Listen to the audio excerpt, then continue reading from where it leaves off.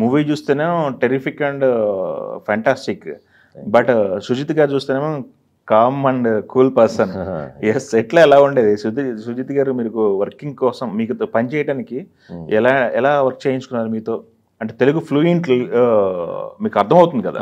అర్థమవుతుంది ఫ్లూయెంట్గా, కొంచెం కొంచెం I have to first think, translate like that. కొంచెం ప్రాక్టీస్ కావాలి.